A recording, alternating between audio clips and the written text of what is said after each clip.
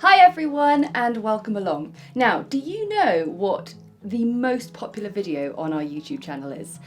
If not, well, go and have a look because it just happens to be one of the simplest and easiest, and it is the tulip. And the tulip is out this time of year all over the place. So I thought, let's revisit it. Let's paint some tulips in a slightly different format. We're going to give them a lovely vase this time, but it's wonderfully simple. So grab your paints and let's get started. Right, we're going to combine two of my favourite things, well, three of my favourite things actually. Nice Delftware blue and white pots. So I'm just drawing a simple vase shape here. It's always, one side's always easy and then the other side is really difficult to match it up with, but that's all good. And the other things are painting miniatures. I just love it. And the third thing is flower painting. So what could be better? We're going to do simple tulips in lovely miniature vases, and I'm just sort of playing around with creating a shape. I just do it, I'll do one side, draw the next, play around with that, and I think we're coming up with a fairly ornate stemmed vase here.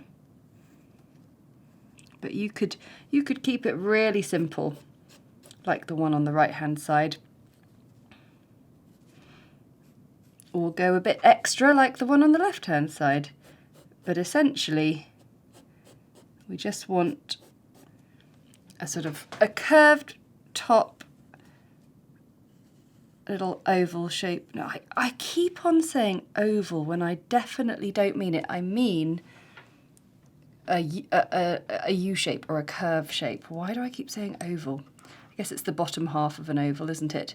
Okay, anyway, we're going to do some lovely tulips, but when you're painting in miniature, it means you can simplify things down a little bit. So the first thing I'm going to do is just establish a very sort of pale, kind of shadowy tone.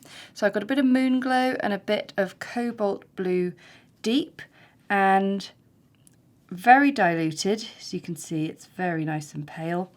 I'm just going to sort of paint in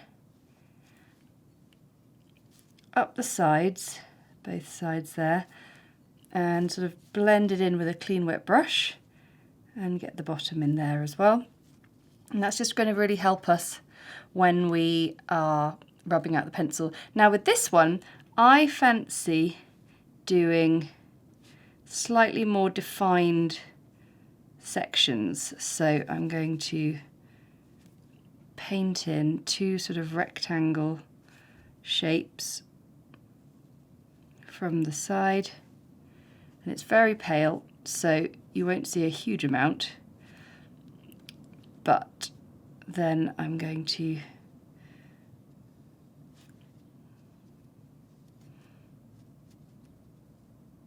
just create the different sort of faces of the vase.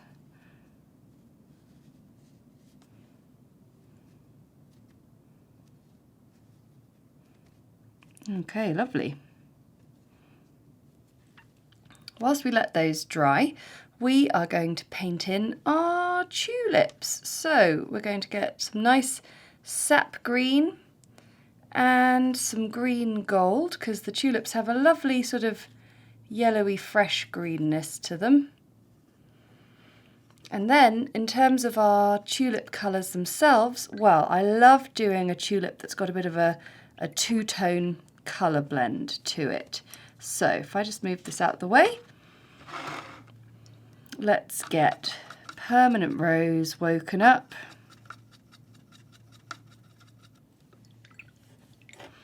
Nice bit of cadmium red.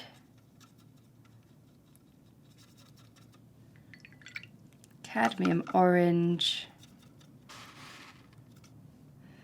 And cadmium yellow. Those will do us very nicely.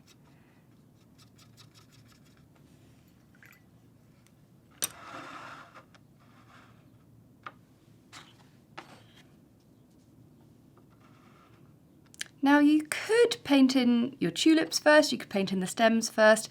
The way we're doing it is quite simple, but what I would recommend is maybe drawing in a few pencil lines just to help you. And what you could always do is have one or two coming down, because we've painted that so nice and light.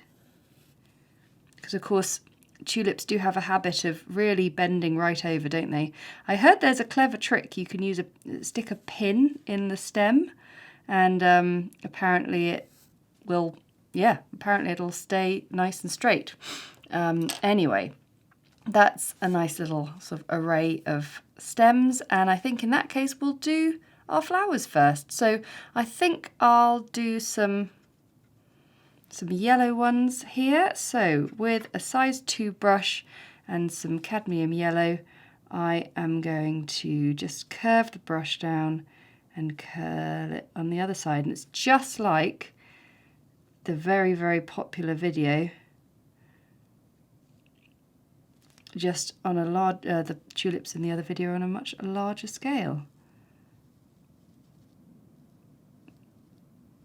And then I'm going to take a little bit of cadmium red, and I'm just going to place that in the base whilst it's still wet. Now this one had an awful lot of liquid on it, so I'm actually going to just let it dry for a little bit longer whilst I place in the other ones. And the useful thing about having the pencil lines there is you can really see which direction your flowers are facing. So they're really following the line of the stem. I think we can do that one now. You can see there's so much liquid there. And how lovely do those look? So these look lovely, and now it's time to paint in our stems and leaves. So green gold and a little bit of sap green, and I've got a 2/10 brush, and I'm just going to follow along the pencil lines.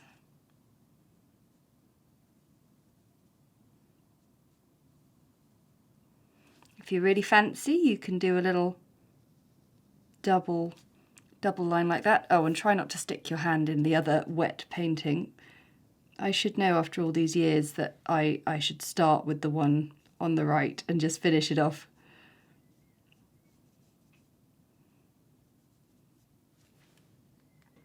And then once we've got that done, we can place in the leaves.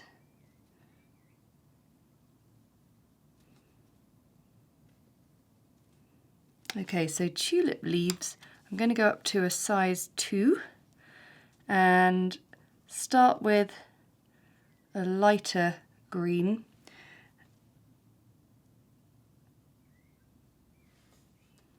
And you can use these to sort of fill in the gaps a bit.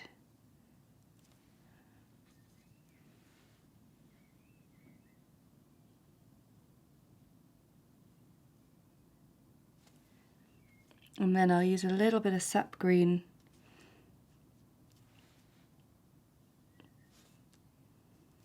because they do have sort of ridges along the leaves, even though we're not painting too sort of specifically.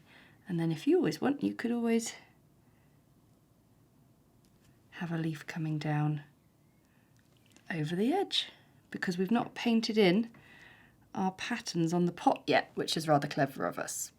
Now it's time for the decoration on the pots. So we've got cobalt blue deep, French ultramarine blue will be our 2 main blues, and Payne's grey will be useful possibly for a few bits and pieces. Okay, so it's very up to you what you want to do with your pattern, and you don't have to do Delft ware, but I love it. So And if you don't know about blue and white patterns, you can either go down the sort of willow pattern Chinese influenced or more Dutch Delft ware, or please do let me know if you are fans of other kind of blue and white pottery styles.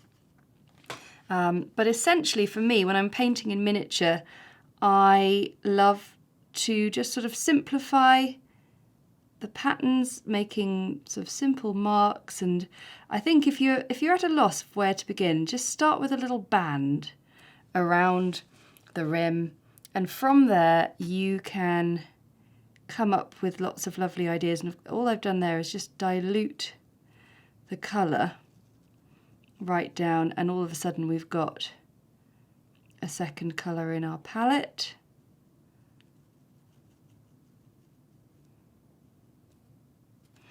And so the first thing you want to be doing is sort of getting, if you're going to do sort of base layers or anything like that, get those painted on so you can layer up over the top. Or if you just want to go straight in, just yeah, begin and have some fun with it. And all I would say is don't take it too seriously. I find that I'll sort of do something simple like the little dots in a curve, and then suddenly I'll be like, oh, I want to sort of elaborate on that. I want to make it more fancy. So that's what I'm doing. It's literally, I'm just expressing my thoughts as they come to me. And obviously if you've got things overhanging, then you just want to make sure that you avoid those. And usually what I find is one idea inspires the next. So I'm going to do a sort of curved thing in between these. And of course your vase is curved, so make sure that maybe your patterns towards the middle sort of follow the line of that curve.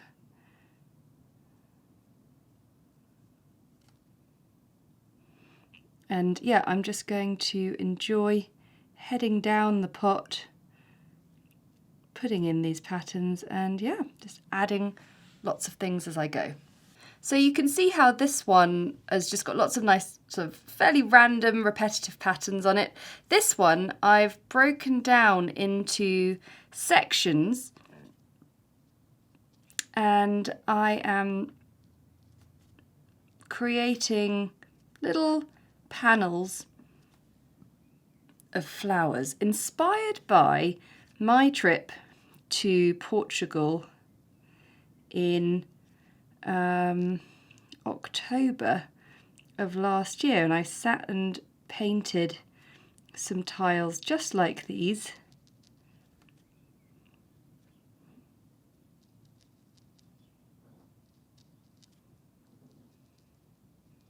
Painting pretty little flowers, and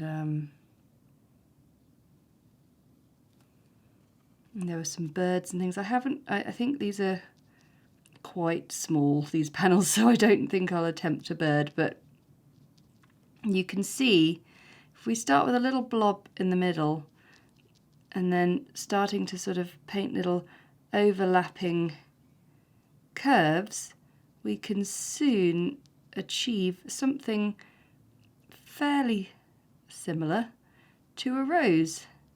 And I'm just doing this with the Cobalt Blue Deep at this stage, but once I've painted everything in, I'm going to go back in with some of the French ultramarine blue and paint in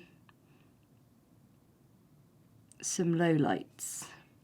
Now I'm not going to make it 100% symmetrical. That's the beauty of these pots, is I think they're hand painted. The real thing are hand painted, aren't they? And they've got a beautiful human sort of charm to them. What I mean by that is they look a bit sort of wobbly and imperfect when you're looking up close, but obviously the skill is still something to really be marvelled at. So I'm now adding in some French ultramarine blue. You can see I've added it to these flowers here, and it just gives them a little bit more depth. You can place it in quite simply. I had a little smudge there. It's all good. And there we go. So we're going to let those dry 100%, and then we've just got one little stage left. I have rubbed out the pencil, and these are looking really cool, really lovely. And do you remember right at the beginning we did a really pale wash on the pots? Well, it's barely visible now, is it? And so the last thing I want to do is add a tiny bit of shadow in. So I've got some diluted Payne's Grey, and I'm just going to add the tiniest bit to my plots, just like that. And I've just done it really gently so I haven't disturbed the detail on the pot. So thank you so much for watching. I really hope you enjoyed that one. And of course, if you want to learn tulips on a slightly larger scale, just head to my tulip video on the channel and enjoy that as well. So thanks so much for watching. Don't forget to like, comment and subscribe, and of course show me your paintings on Instagram by tagging me at @Winton Paper Co, and I just love to see them. So thanks so much, and I'll see you again next time. Bye!